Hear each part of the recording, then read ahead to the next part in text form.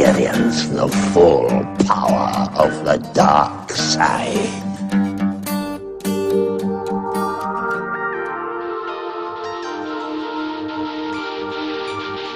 Good!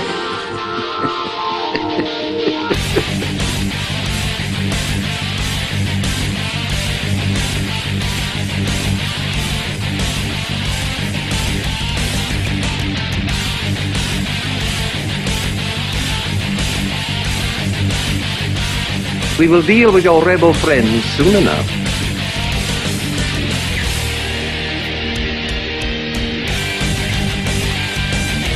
What the?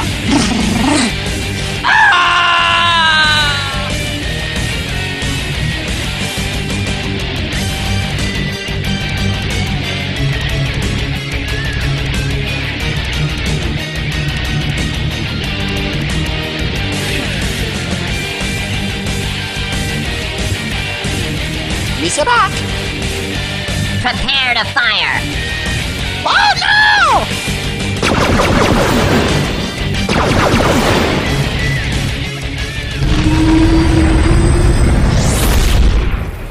Hello and welcome back to Star Wars Beyond the Stars for episode number 61, recorded on Thursday, February 25th, 2016. I'm your host Fred, aka Sith Lord Korv. And this week, I've been abandoned by everybody on the ship, except for Pallais the janitor. Hello, everyone. Just me, you, and Tricky. Goopa Noopa.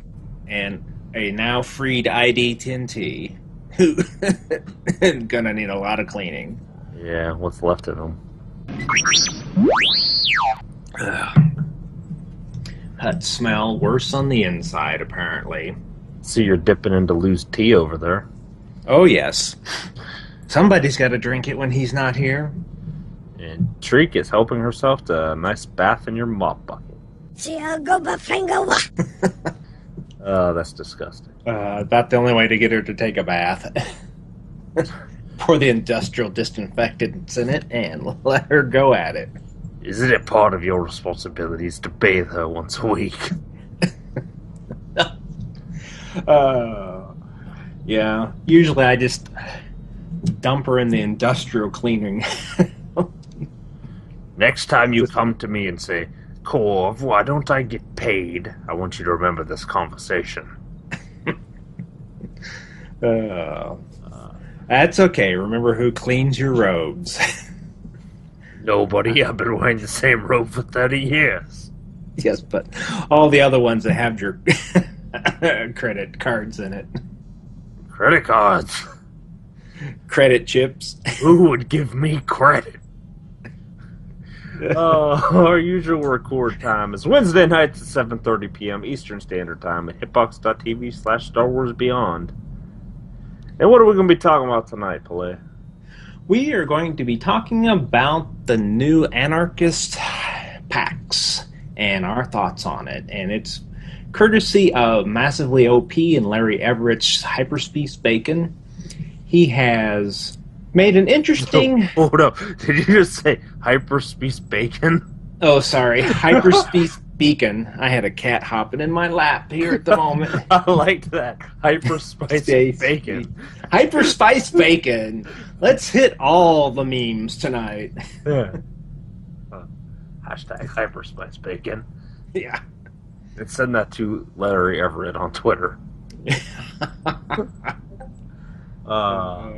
That's good. But yeah, tonight's going to be basically a quick show, and we just want to talk about the new hypercrates because both Korv and I have been opening them, and we have some interesting thoughts about that.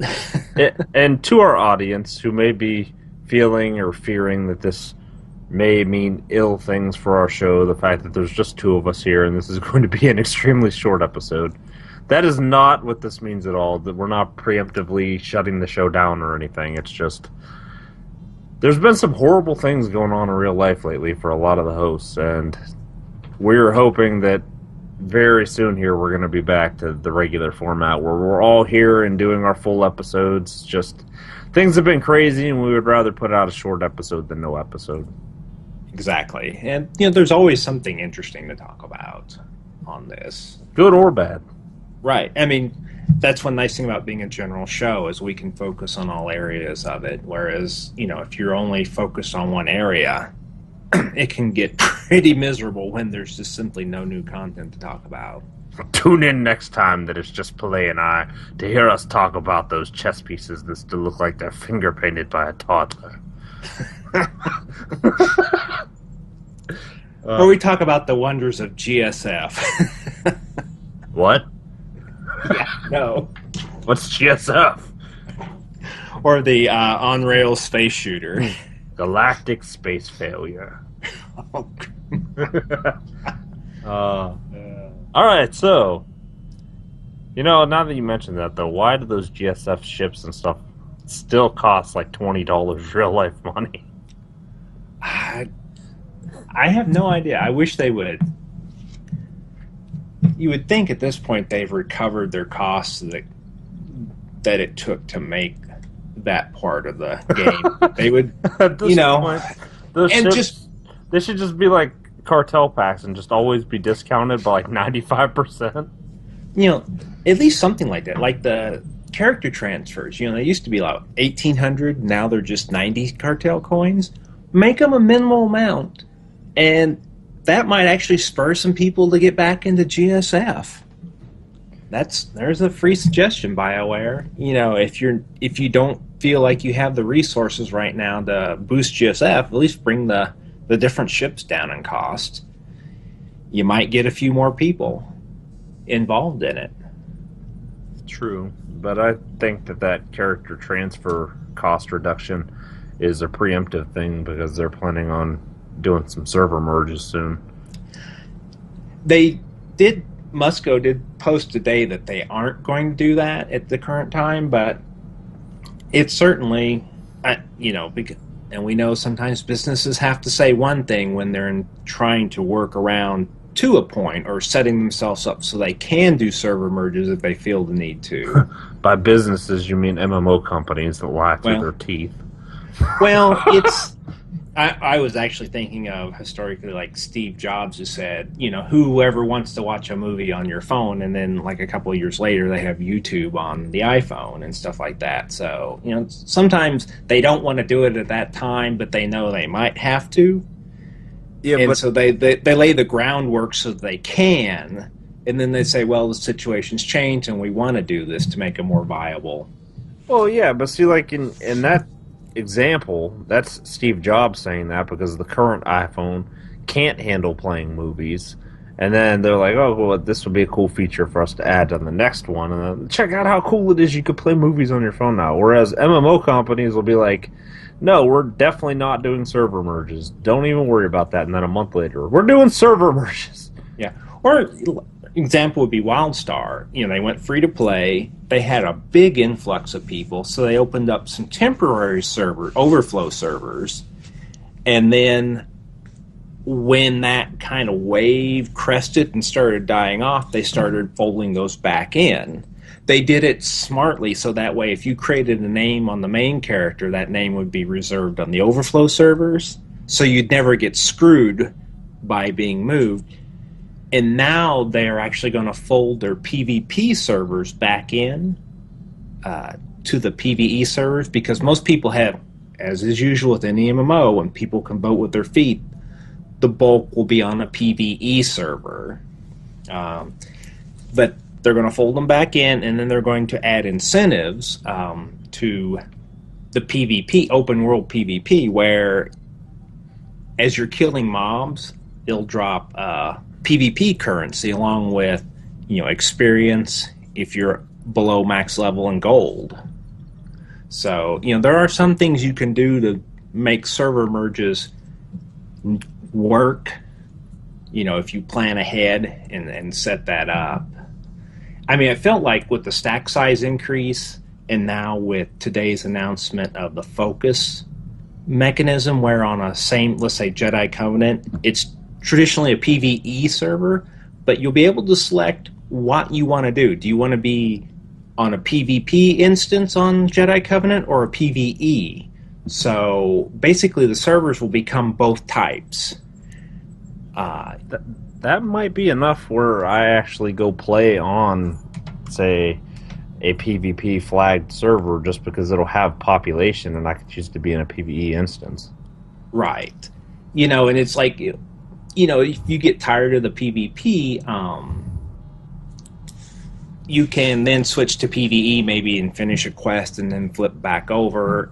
The idea is if you want to play with your friends, but you're not necessarily grouped up and you want to do PvP, you can do that, for example. Because a lot of times it's the PvP player who has to go to a PvE server to do things. And I want to give credit to Les on Twitter, who's at FoHammer75 for pointing out the WildStar changes. So credit where credit's due on that one. And you should give me credit because this whole phasing things by your PvP setting was actually an idea that I suggested a long time ago when they first started doing server merges. Right, because they had the shard technology already, the instances. It was like, and one of the reasonable things people have asked too is, can we get a RP switch as well, so that we can say if you're in this instance, we expect you to RP properly, which would be nice for those folks. Then every server could legitimately say that they had everything. And those people who want to RP and PvP, because there's at least one server like that out there, would have that, that very tiny subset would have that option. Have a RP PvP setting too? Yeah. They just need to do it right and have it something you could toggle like on a per character basis which default zones you would zone into. Right. And I think it will be like that. It's a switch, and then you're in that setting. Hopefully it will be like now, too, if you say you want to switch back, you can't, like, start a fight, find you're losing, go hide and switch out real quick. If you try to gank somebody and you screw up, you should be vulnerable for a while. Yeah, or at least have... If you toggle off PvP, there's like a 5-minute cooldown, and then it kicks you to the PvE zone automatically. Right. I don't know, but I could see weird bugs happening with this. Like, you're fighting somebody, or... No, you log into an area, and it's low pop because it's the middle of the night, and it just automatically merges you into the PvP instance. I don't think that we're going to force that, because people would complain. Oh, no, I'm saying, like, weird bugs. Right. I mean, we'll find out. It is up on the PTS for testing, so, and if you're thinking about it, for me, that was like a 20 gig download, so it is a very large download. So if you're on a metered connection or a slow one, you're warned. But definitely it's something, that and the 2 new war zones are worth getting on there and testing. Okay, well, that was our something quick to mention. Right. So let's jump into our main discussion here, Pallais. Okay. Between the two of us, how many hypercrates would you say you've opened? I think I've opened 5 so far, between buying some cartel coins and buying a couple off of the GTN.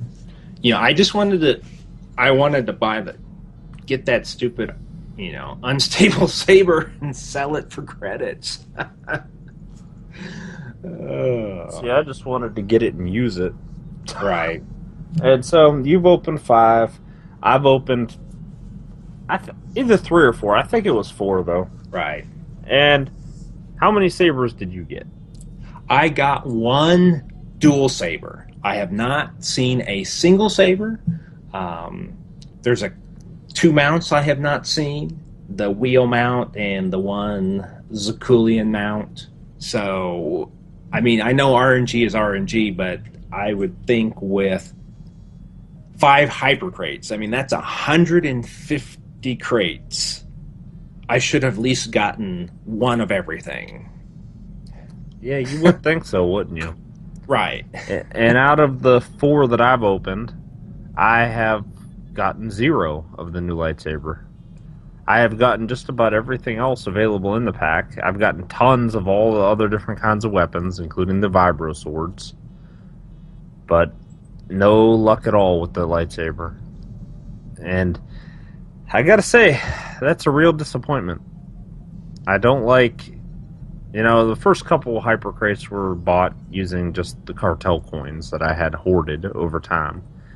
So it's like my monthly allotment that I've been building up, I feel like it was wasted because the one item that I actually wanted seems to have such an incredibly rare drop rate that I didn't really have that good of a chance at getting it anyway.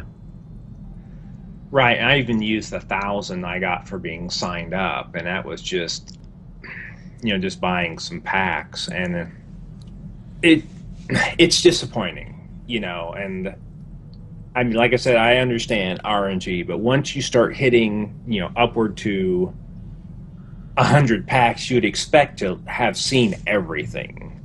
And when you're, into the second 100, halfway, then it's just disappointing. Yeah, I tell you, man, you can waste $40 in SWTOR a lot faster than you can make $40 in real life. Right. Oh, yeah. Or if you go for the most economic, drop 100, get the 1450 cartel coins, you could go through 3 packs pretty fast if you had some and not get anything.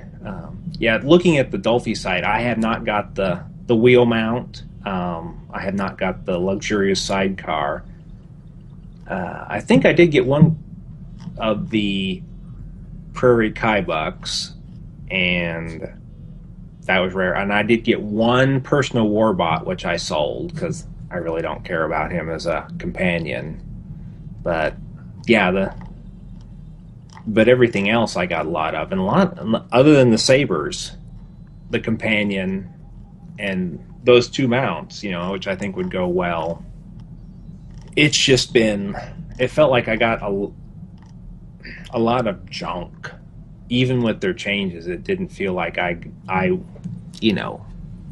mean, this is, thinking about it, this is one of the problems with when you can spend real money on cartel coins for these lottery packs, you do expect to see a better, I mean, I know it's RNG, but there's an emotional reaction. You're sitting there thinking, I'm spending real world money on this. I expect to see some of the rarer items. And sometimes I wish, for some of these hard to get items, that they would put them as singletons, maybe at a very high price. Let's say they put the unstable arbiters up there for price of a hypercrate. I know there are people who would buy it for the guaranteed drop. You could say you can either gamble through a hypercrate or you can get the item. Oh, yeah. I mean, I probably would have bought both lightsabers. If they were up there for $50 a piece, I probably would have paid $100 to get both types unlocked. Right. So...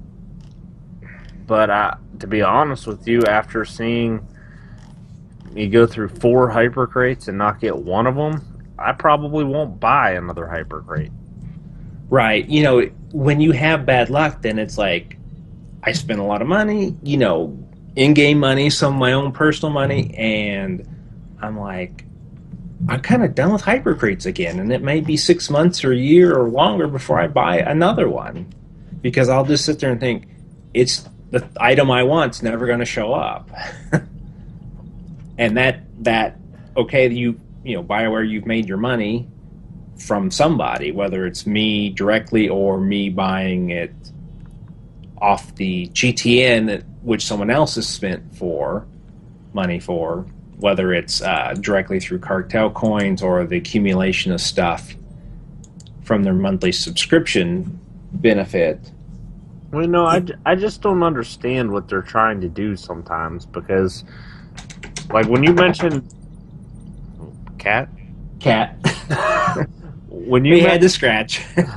When you mentioned Dolphy for the hypercrate, like, I pulled up Dolphy because I wanted to look at the list and see what I was missing, and I got sidetracked because she has the preview posted for the next hypercrate that's going to be coming. Right. And when I clicked on it and looked at this, like, they're adding new stuff, of course, which there's a whole bunch of different weapon types, and there's a new lightsaber color crystal and a new companion pet. And as I look through this, it's like, okay, this stuff's cool, but I don't see anything on this list that it would even make sense to be super rare, except for probably the creature companion. Right. Or the one mount, the Vectron Vertica from the new pack. Yeah, which is I don't like that though anyway, so.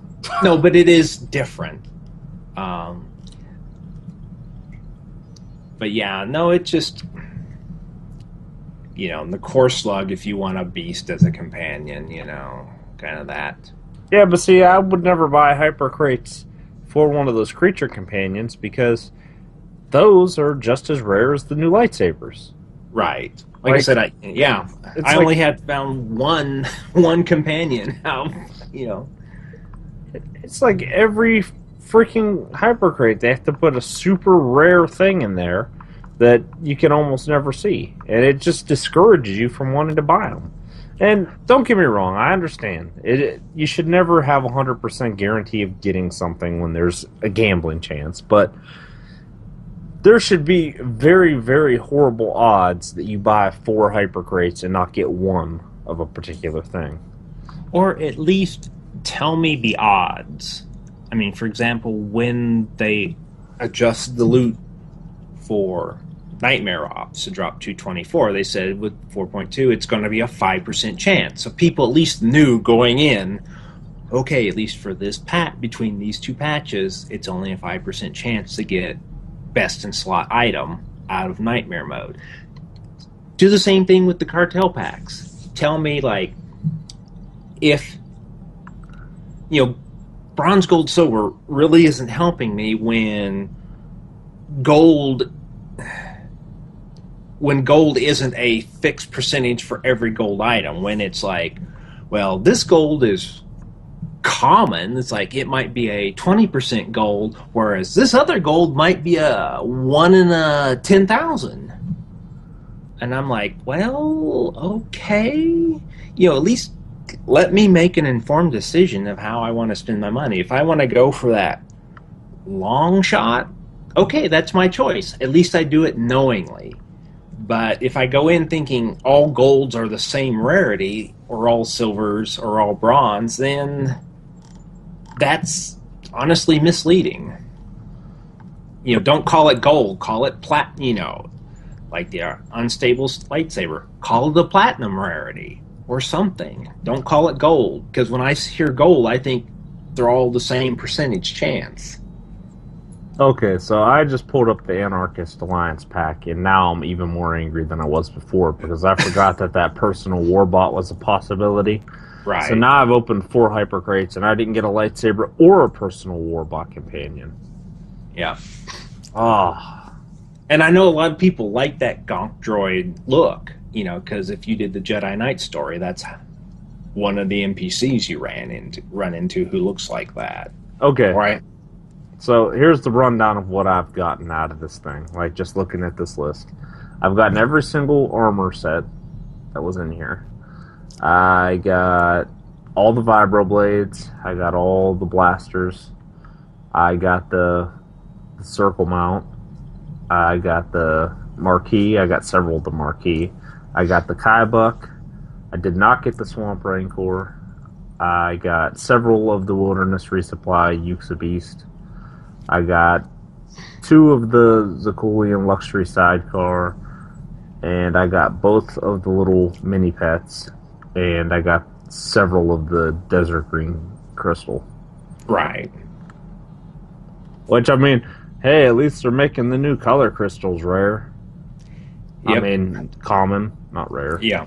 Like, they're dropping like candy. Oh, yeah. Selling for less than 1,000 cartel coins. I mean, less than 1,000 credits on the GTN. Yeah. Now, what do you think about these new color crystals? Because, like, I wasn't a fan of the farmhand blue one because it looked just like cyan. At least this desert green one is a slightly different tint of green. Right. I think they're fine because they give different shades, and we all like to have a color we like for that. So, as long as they're not identical or too close in shade to another, I mean, Some of that depends on your graphics card and your monitor, you know, because that's dependent on your machine. But it's nice to see them at least trying to give variety to that. You know, I love collecting color crystals. You know, it's fun to have all the different colors. When they started doing 3 colors, that was interesting, but it felt like it was too easy for them to make combinations that just didn't make sense. It was a little overwhelming too. Right. I like more, you know, the white or black core and then another color on it like that. So it feels more appropriate, more Star Warsy just to be 2-color. Well, even if it's not a white core, if it's the same color as the crystal but a lighter shade, it looks right too. Yeah. More aesthetically pleasing to me. Yeah, I like the traditional lightsaber types myself too. Right. And I'd actually rewatched Star Wars, the original movie, the Team -1 cleanup of a 35mm print of it. And I'd forgotten that in the original episode that the lightsaber Luke was using was cyan, not a pure blue. So it's like, oh, okay. Yeah, that's what the farmhand crystal is based off of. Right. Yeah. No, I'm so used to thinking blue is traditional Jedi from the games that I'd forgotten his was cyan. Well, that's just like the desert green crystal is supposed to be the one that he built himself, I'm pretty sure. Yeah. So, it's nice that they do use some of these that are homages to the actual movies and stuff instead of what's kind of become default in the games because of the limitations of the graphics cards and stuff over the years. Alright, so to recap, we're both in agreement that the drop rate on this Arbiter lightsaber is crap. Oh yes, definitely. Okay, so then let's move on to your pet peeve here. The Grand Chance Cube. Yeah. You want to explain what they are for anybody that might not be buying hypercrates right now? Yeah. What BioWare's trying to do is they have, over the time that they have had all these cartel packs, they have a lot of gear out there. And instead of like bringing back a particular shipment at one time, they thought it would be nice to put in a Grand Chance Cube that has an option to get anything that's ever been released in any cartel pack. Which includes the current cartel pack too, mind you. Yes. And it has been suggested, if you don't want to open it immediately, is hang on to it, because when you open this in the future, it should conceivably include any subsequently released packs. Which it may be good or may be bad, because you're actually increasing the amount of stuff you've got to weed through to find the item that you might really want to get. So this is, they thought, well, instead of having bronze items that people basically throw away, is include a Grand Chance Cube. So hey, here's a treat, chance to actually get a Grand Chance Cube and something that is no longer on, is up for sale in the cartel market, or is hugely expensive on the GTN. And for example, they treat them like the bronze, silver, and gold armor packs. So if you get a set of armor, you don't get just like the bracers. You get the whole set. So if you were trying to collect a particular set, here's a chance to get that set. Of course, you can't guarantee it. You just hope that when you open the cube, you get it. And the nice thing too is, though, like some of the things from really old packs that had something that was super rare in them, you have a chance of getting that super rare item from the Grand Chance Cube. Right. And as I was saying before we started the show, I got lucky in that I got a white Hawkeye crystal, which on Jedi Covenant time was going at a minimum of 5 million. Now I collect color crystals, so I hung on to it. And Hawkeye is not the quote-unquote best, because it's plus 41 power, and for a lot of people at higher gear levels, the plus 41 crit in 4.0 is the better crystal to be using. because of the way that they rework the stats. So, but it was nice. At least I have an option on my lower level characters. If I want to use a pure white lightsaber, I can do that. You have that option on your high levels too, if you don't give a crap. Right. I mean, it's a white crystal, man. Yeah. No, and it's a rare, so you can see some rare things come up. But my problem is, and this is an issue a lot of people have, is the Grand Chance Cube can replace one or both of the main items in a cartel crate. So you open it up thinking, oh, maybe I'll get, an unstable saber in this one or a mount, and I get 2 Grand Chance Cubes. Here's my problem with this. When I buy a hyper crate, I want the crap from the current cartel pack. Right. Now, this Grand Chance Cube, that's a swell idea and everything, but they should be selling Grand Chance Cubes in their own little pack on the cartel market. Or have them as maybe a 60% chance when you open up a regular pack. It includes as an extra a Grand Chance Cube, because then it feels like special, like, ooh, I got one. Maybe I'll have something cool. But when it's the only thing you've got and you open it up and you get like an emote that you have 50 copies of, or a crappy blaster that nobody wanted when it was out, so it's still all over the GTN for 5 credits. Right, you can't get rid of it. You can't sell it. All you can do is destroy it. And it won't sell on there. It's more money to put it listed than it is than you're going to make off of it. Well, they make those Grand Chance Cubes feel like trash anyway by giving them the little bronze icon on them. Right. Yeah, if they would, that would be another good idea. Is like, is this Grand Chance Cube a bronze, a silver, or gold? That would be nice, because then it's like, if it was a gold one, then you were guaranteed that the item was in it would be some type of gold.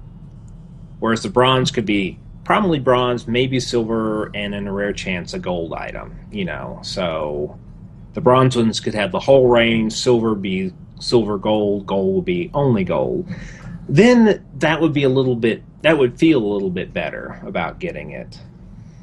But it just feels like, instead of allowing people to like go for the packs that they want, it's like, oh, let's open this Grand Chance Cube, get crap that I may already have when I'm actually looking for something, like you say, that you want out of the current pack. Yeah. Because I wonder what my drop rate would have been if I had no Grand Chance Cubes and it had to have been only items from the current pack in those hyper crates. Would I have even gotten that far? Yeah, that's because it was, to me it was like an experiment. Let's see how far do I have to go before I get one of these sabers, and I didn't even get the saber that I would have been tempted to keep. But like, okay. Dude, there would have been no way that I would part with one of those sabers, especially if I had to open 4 hyper crates to get one. Right.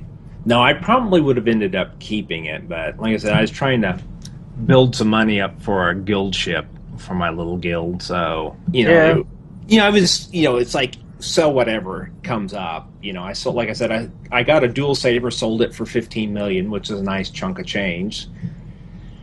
Yeah, but man, credits come too easy in this game. That lightsaber doesn't. Yeah. I would have been happy even if I got the double-bladed one. Whatever one of those I got, I would have been happy. But I couldn't get any.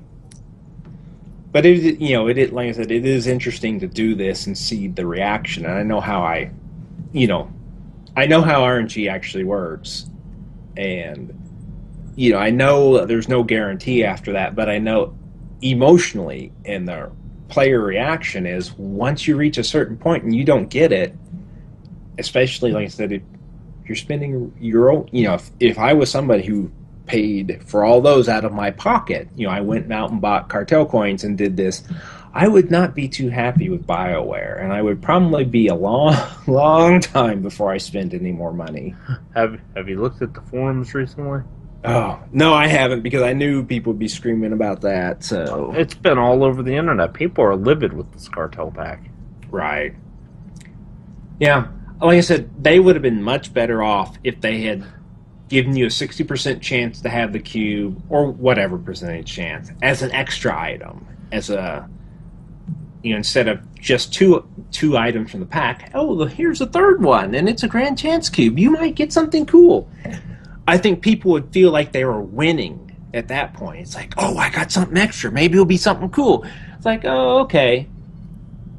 It was like a bronze emote that I have like 20 of. Like, okay, no big deal. But you wouldn't feel like you were losing. Whereas now, when you get, like I said, you get the grand chance cube, you feel like you're losing. And then when you get two of them, and you're looking for like that saber or mount or the companion or whatever, then it's like, wow, that pack is a real waste. Now, for those few who actually opened up the Grand Chance Cube and got the item they wanted out of the current pack, kudos to you. You got really lucky. Really, really lucky. Lucky, yeah. Fortune favored you. What I would like to see is, instead of the Grand Chance Cube, when you open up a cartel pack, have an item from that cartel pack and have a bonus chance to contain another cartel pack from that shipment. That would be cool. Yeah, get extra cartel packs for opening cartel packs. Yeah. Or, like they did, used to have that, when you opened a hypercrate, you would get a platinum pack. And have that be like, oh, hey, here's a chance to have 1 or 2 or 3 additional packs. Something that makes you feel that I won. Or how about this? Put the platinum pack back, and you only get one of those platinum packs for buying a whole hypercrate. And with the platinum pack, you could pick any of the platinum items from that shipment. Just one. Pick one item. So that way you get one of what you wanted. Yeah, because they could do a token that way, and you could go to a vendor, like current shipment, or whatever shipments are available, and you could say, here, I can turn this in and I can get this one item. They could even limit that item so it's locked to that character. You couldn't unlock it in the cartel with cartel coins in collections, because there's actually an item in the cubes that will not unlock in the collections. Yeah. Someone found there's a speeder that they put in the game, but never actually, in the game files, but they never actually put it in the game. It's Icus Firestarter or something like that. It was a tip on Utini Cast, so it should be on this week's show. But it's not. You can get it, you can learn it on that character, but it will not unlock in collection because it was not intended to be in the game. But I guess it got added to the list of stuff in the chance cubes. Wow. Yeah, so those will probably end up going up in price as more people realize what's happening. Those will probably get added to the collections window now. Yeah. But, once people spend millions and millions of credits, yeah, that's when they'll add that. But so in some cases the Grand Chance cubes have been good, but I think, like in this article where you started out, I think I agree with Larry, is that in many ways the Grand Chance cubes feel like they're lazy. It's just a way of throwing all the old stuff in the cartel market out there, and you hope that and people sit. They think, oh, people will be excited. And it's like, no, when people start realizing that whatever they really want out there is one of everything that's been released, they know it's basically your chance of getting it is 0. Well, what really is upsetting here is that lightsaber with its drop rate. Because at the end of the day, BioWare's only possible defense would be, oh, well, we don't want to have a whole bunch of them out there because it's supposed to be an uncommon type of lightsaber. But if that's the case, they should have just added that to the Suvada event this year coming and put it on the freaking slot machine for a really, really rare drop chance. Or like I said, call it a platinum drop rate. If you want to have things that are super rare, they don't need to be called gold rarity. Because when you hear gold, silver, or bronze, you think they're all equal rarity.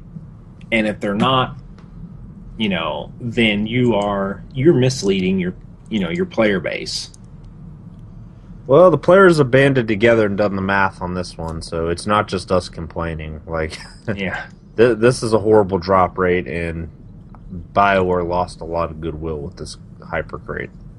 Right. And that's not good because they are dependent on people spending money in the cartel market. I mean, real world money to get cartel coins or through their subs. If people stop buying cartel stuff or as much, I'm sure they saw a bump. It's because a lot of people from the movie want that type of saber, and they were excited by it. And when far too many can't get it, then it's going to be harder for them to get people excited about the other ones. Because all people have to say is, "Remember the unstable lightsaber?" And Yep. people go, "Oh yeah, that one. That I got screwed by that one. I don't think I'll be spending any money." Well, Or I I'll don't- just use my cartel coins and buy a few packs, and if I don't get it in those like 2 or 3 packs, I'm not going to do any more. I don't know if things like this have the same effect on you, Pallais, but I know when I open up 4 hypercrates and I don't get any of the things that I wanted out of there, it actually makes me not want to play for a few days. Right. I just, I have not wanted to go really do anything. But the only thing I've done is just log in, sell what I have, collect my money, relist things, get my crew skills up to 550 on all my characters. But it really is a downer. When you do a certain amount, if I took my 600 cartel coins a month and bought 3 packs and didn't get it, okay, I only did 3 packs. Then, okay, I didn't get it. Understandable, move on. When you start talking about, 2, 3, 4, 5 hypercrates or more, because I'm sure there are people who have done even more, and you don't get everything that's in the packs, then you're really hurting your game. At some point they need to.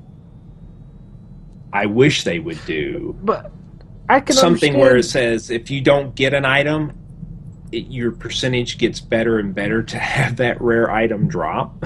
Well, not just that. Like, even if you don't get the item, everything should be common enough so that by the time it hits the GTN, it's not selling for more than 1 million credits. That way it's actually attainable. If your drop rate sucks, you can go out there and farm credits and get it. Right. Or if it's hot, let it go, let the price be, but, let the people who bought the hypercrate in the first day and by the time they unbind make their money, first mover advantage. But after a week or two, if you want to wait, let it be down at a reasonable price. Frustrating. Well, my idea from before about the platinum thing where it lets you pick an item, Yeah. if you get it out of the platinum pack like that, it should be bound to you as soon as you pick it. Bound to Right. your legacy, so you can't sell it. Yeah. But at least that way you could get the item that you wanted. Right, exactly. And that's my thought too, is it's bound to you or like you say, to your legacy. And some things like because of the Deadpool movie, a lot of people were excited about the Vibro swords because they were trying to create Deadpool-like characters. But those were common enough that you could spend a couple 100,000 credits, have both Vibro swords if you're a dual wielder, and go that route. It wasn't a horrible expense. But when you're talking about 20 million or more, and that would be getting a saber for cheap, then you're out of reach of a lot of your player base. I mean, certainly no free-to-play or preferred could reach that high. And, if you want them to be spending credits on the GTN, you need to drive the price per item down. With as much as I want one of those lightsabers, I would never pay 35 million for one. No. It's ridiculous. I mean, there are too many other things I could buy for that I would want. Well, especially knowing BioWare, what's going to happen is they're going to turn around in 2 cartel packs from now. They're going to have another one that looks slightly different. It's going to be a lot more common. Right. this is kind of, they do this because they know it's hot and they'll get a lot of people going. And then a lot of people will be pissed off when another version of it comes out and it's a lot more common and looks slightly different. They're like, well, the one you got was super rare, but this one isn't. Yeah. Well, it's like the Eternal Championship. There's a rare Cyber Rancor that drops in Nightmare mode. I think it's Dread Fortress or maybe Dread Palace. I forget which. And they're reskinning it to be a rare drop. I mean, not reskinning it, literally recoloring it to be a drop in the Eternal Championship as a rare drop. And you know people are going to have that one a lot because there's going to be a lot of people doing that solo content. Yeah. Especially obscured folks who will probably find it fairly easy to do the fights. Well, you know, something's this. Yeah, Grand Chance Cubes also. This is another thought too. Grand Chance Cubes feel like BioWare's hit a point where they've created so much stuff for the cartel market so fast that they've just oversaturated what people are willing to spend, and the Grand Chance Cubes are a way of extending the life of their packs going forward. They just need to quit being lazy and add a tab to their cartel market window where people could buy the exact packs that they want. Right. At a discounted price the older that the packs are. Yep. And with that, it's time to start wrapping up. It's been a good little show with us here. Pallais, would you mind telling people what's going on in our SWTOR community? Yep, let me find that spot. In our community, check out our fellow SWTOR podcasts. Most of them are available on iTunes, Stitcher Radio, and at SWTORnetwork.com. Corellian Run Radio is available at CorellianRun.com. UtiniCast is available at UtiniCast.com. SWTOR Escape Podcast at NewOverlords.com. The Usual Podcast is at TheUsualPodcast.com. Passionately Casual Podcast, Old Republic Radio, and It's a Trap Podcast are all available on iTunes. And the Bad Feeling Podcast is available at badfeelingpodcast.com. Be warned, this is an explicit podcast. Also, follow Madmar at SWTOR Family on Twitter for the latest happenings at the SWTOR community. And if you would like to have your podcast listed on this segment, send us an email at StarWarsBeyond@gmail.com. Also, I would like to make a note that Old Republic Radio is going to be shutting down over the next couple of episodes. They are focused on operations, and with no new ops in the current future, it's hit their operations, the raiding community pretty hard, so they are going to wind down and basically take a break. Hopefully, at some point in the future, we will get some good ops going again, and we'll see them back. But we wish them well. It's been nice to have a podcast focused on one of the key areas of MMOs. So good luck, everybody, there. And it was especially nice to see Old Republic Radio come back from the grave once already. So hopefully they'll do it again. Yeah, because the first time they just shut down and didn't say anything, and these folks are at least, going out gracefully, and that's always appreciated. Yeah. Good job with everything you did, Neptune. And as another note, the next GGC is coming up. That didn't completely pod fade. It is coming, I promise. Yeah. February was rough month for everybody, so... Yeah, we kept trying to get something together, and one day would be good for somebody and not for somebody else. We tried planning it in the middle of the week, and weekdays are rough for everybody. And as you've seen from our show, our hosts have all had crazy stuff going on in the background. Some sad, some happy, just busyness. And now I'll tell you how you can get a hold of us. You can find out more about our show at StarWarsBeyond.com. You can like us on Facebook at Facebook.com/StarWarsBeyondPodcast. You can send us an email to StarWarsBeyond@gmail.com. You can tweet us. The show is at StarWarsBeyond. I'm at Lord Korv. Lou is at GamerGuy11B. Paige is at Asa Fiery. Pallais is at Wowpiper. And Maury is at Moriq of Tamriel. And now it's time for our final thoughts, Pallais. My final thought is, BioWare, please keep tinkering with your cartel packs because the current situation is fairly crappy. Ditto. Beyond the Stars is an independently recorded fan podcast made in association with NSG Productions. And now it's time to say goodnight. Good night, everybody. Please get on the PTS and test the new war zones. Good night, everybody. Keep it clean. Yep.